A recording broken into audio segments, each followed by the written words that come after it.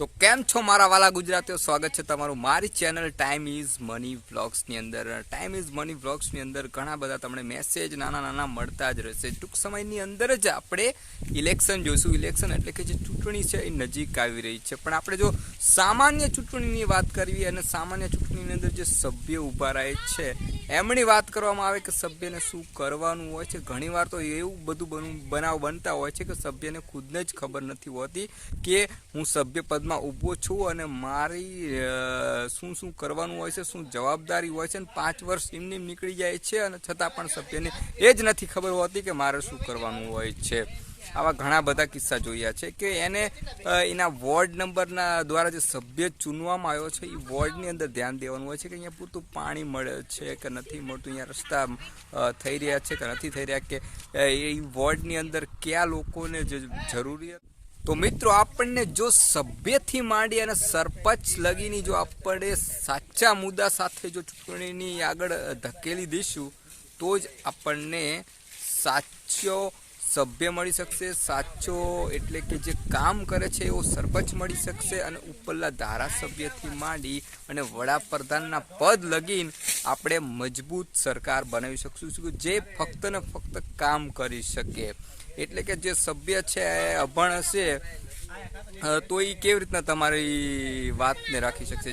જે ગરીબ પાસે કદાચ એ અભણ છે, એમની પાસે પૂરતા કાગળિયા નથી, આધાર કાર્ડ નથી, પોતે જે જમીન ખરીદી છે એ પણ કોકના બીજા દ્વારા બીજાની જમીન લીધી છે અને ખરીદીને લીધી છે, છતાં પણ પોતાના ખાતે પણ એની ઘર નથી, ત્યાં લાઇટ બિલ પણ આવી છે, ત્યાં નળ કનેક્શન પણ. સભ્યો આપણે જો વ્યવસ્થિત ભણેલા ગણેલાને આપણે બનાવ્યા હોય તો એ સભ્ય સરપંચ સારો ચૂની શકે છે. અને સરપંચ જો સારા હોય તો ગામને કેવી રીતે સુંદર બનાવવું, ગ્રાન્ટ કઈ જગ્યાએ વાપરવી, ગામની અંદર ફ્રી સ્કૂલ એટલે કે જે ગવર્મેન્ટ સ્કૂલ છે એને કઈ રીતે સુંદર એના જે વિચાર છે એ ગામડાની અંદર કેવી રીતે સુંદર બનાવવા, એમાં એમનું મહત્વનો રોલ રહી શકે છે. ગામના લોકોને કેવી રીતના ભેગા કરી શકવા અને ગામના લોકોને કઈ રીતે રોજગાર આપી શકવું, અથવા તો ગામની પાણીની સમસ્યા કેવી રીતના દૂર કરવી, ગામના રોડ કેવા બનાવવા, આ બધી જ નાની જે સમસ્યાઓ છે એ દૂર કરી શકે જો સરપંચ સારો હોય. અને ગામના દરેક વ્યક્તિને ન્યાય મળે, ગામના દરેક વ્યક્તિને એકતા જળવા રહે એ માટેના જે પ્રયાસો છે એ ગામડેથી જ શરૂઆત થઈ શકે. અને આના માટે કદાચ સારો સરપંચ હોય તો જ કરી શકે છે. બાકી દેશ જાઓ વિદેશ જાઓ, તમે ફરો, જોવો, જાણો કે દુનિયાની અંદર શું ચાલે છે.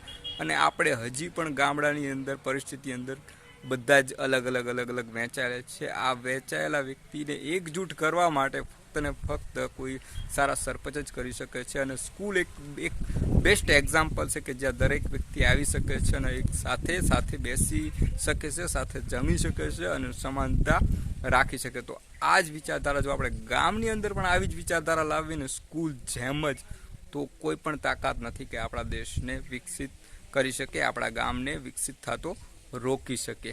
તો હું આશા કરું છું તમને અમારો વિડીયો ગમ્યો હશે, પસંદ આવ્યો હશે. અને હું જમીન જે લેવલ સાથે જે મુદ્દા છે એ જ ઉઠાવીશ ટાઈમ ઇઝ મની વ્લોગ્સમાં. એટલા માટે જો ચેનલ ઉપર તમે નવા હોય તો સબસ્ક્રાઈબ મારી શકો છો અને વિડીયો સારો લાગ્યો હોય તો તમે લાઈક કરી શકો છો. મળીશું નવા વિડીયોમાં. Bye bye, take care and enjoy your life.